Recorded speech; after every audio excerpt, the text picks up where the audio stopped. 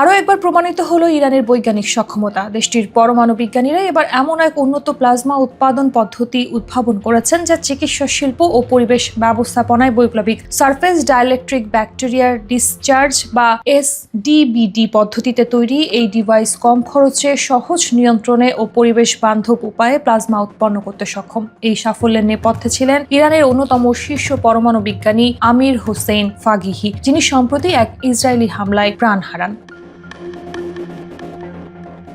ইরানের সংবাদ মাধ্যমের তথ্য অনুযায়ী SDBD এমন একটি কৌশল যা বায়ুমণ্ডলীয় চাপেই ঠান্ডা প্লাজমা তৈরি করতে পারে। এই প্লাজমা জীবাণু মুক্তকরণ, চিকিৎসায় কোষ পুনর্জন্মে সহায়তা, পৃষ্ঠতল প্রক্রিয়াজাতকরণ, এমনকি কৃষিতে স্প্রে প্রযুক্তি হিসেবে ব্যবহারের সম্ভাবনা রাখে। গবেষকরা জানান এই পদ্ধতিতে বিদ্যুৎ খরচ কম এবং তাপমাত্রা নিয়ন্ত্রণযোগ্য হওয়ায় এটি অন্যান্য প্রচলিত প্লাজমা পদ্ধতির তুলনায় অনেক কার্যকর ও নিরাপদ। ফলে এটি চিকিৎসা ক্ষেত্রে যেমন নতুন দিগন্ত খুলবে, তেমনি শিল্প খাতে আরও টেকসই প্রযুক্তি ব্যবহারের পথও দেখাবে।